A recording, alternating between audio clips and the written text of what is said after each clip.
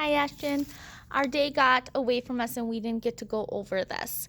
What I'll do is I'll just kind of explain it again for you, and then you do your best. And if it's not perfect, don't worry. I've looked at some of the other friends, and we're probably all going to need to go over this again. But I thought, I'll give you a quick overview. So you have your fragments, complete sentences, and run-ons. You're not going to do anything with the complete sentences. What you are going to do is fix the fragments first, and then you're going to fix the run-ons. So if you have your first fragment says conveyed a feeling of sadness, you would want to say, well, who or what conveys a feeling of sadness? So maybe you could add in, you could say, my mom conveyed a feeling of sadness after my dog died. So now I've added in who conveyed a feeling of sadness? My mom. And then if I wanted to add more details, which I did, I said after my dog died. I could have just left it though as my mom conveyed a feeling of sadness, because that would say who, my mom, what did my mom do? Conveyed a feeling of sadness. So then you'll go down for the next one. The brown dog with a loud bark and a shiny collar. Okay, well, what did the brown dog with a loud bark and a shiny collar do? So rewrite the sentence and add what they did. By the light of the luminous moon. What happened by the light of the luminous moon? You might have to put the who and the what for this one. So my sister fell asleep by the light of the luminous moon. I fell asleep by the light of the luminous moon. Something you're going to have to, for this one, you're going to have to put the who and what they did by the light of the luminous moon. So that one you're going to need two things. The boy on the phone. What did the boy on the phone do? Only the most daring person. Only the most daring person would do what? So we know the most daring person is the who of the story, but what do they do?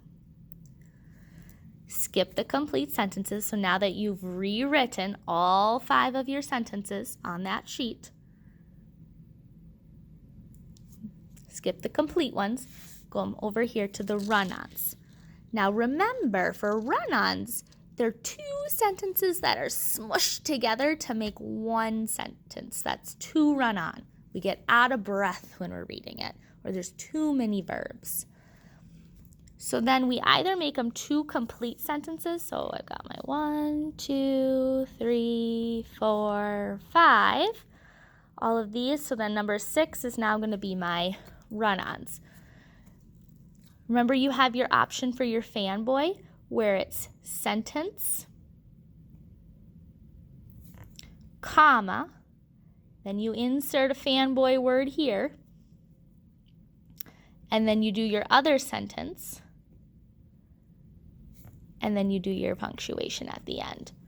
Or you can just do sentence, period, new sentence. Okay?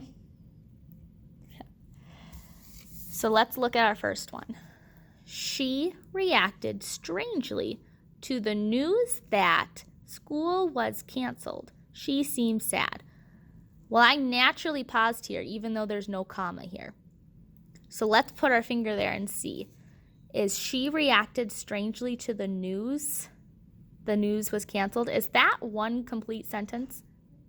Well, she, what did she do? Reacted strangely. Okay? And then she seemed sad. That a complete sentence? Well, she is who is about, and what did she do? She seemed sad. So we can either make it 2 sentences. She reacted strangely to the news that school was canceled, period. Capitalize she. She seems sad. If I was going to do that, I would rewrite it as 2 sentences. She reacted strangely to the news that school was canceled. She seemed sad. Added my period there, capitalized she to make 2 sentences. Now let's say I want to do the fanboy. And our fanboy words are for, and, nor, but, or, yet, and so. So I could have done, she reacted strangely to the news that school was canceled, comma,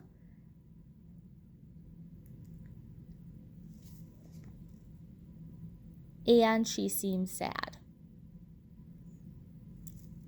period. That would be one way to use a fanboy. Or I could go, when I visited the Grand Canyon, I was in awe. The view was extraordinary. I naturally kind of wanted to take a pause after I was in awe. So when I visited the Grand Canyon, there's a comma, I can pause. I was in awe I was in awe. The view was extraordinary. What was extraordinary? The view. What did the view do? Was extraordinary. So I could say, when I visited the Grand Canyon, I was in awe, comma, for the view was extraordinary. Or, I was in awe, yet the view was, well, probably not yet. It'd probably be for, or and the view was extraordinary. So you could choose. So you would do a comma there, and then you would insert a word, one of our fanboy words, for, and, no, but, or, yet, or so. Hopefully that helps a little bit. So go ahead and try rewriting your sentences. So you'll have 10 once you do all 5 of your fragments and all 5 of your run-ons. And then, like I said, we're going to be practicing this some more. Everyone's going to be practicing this some more.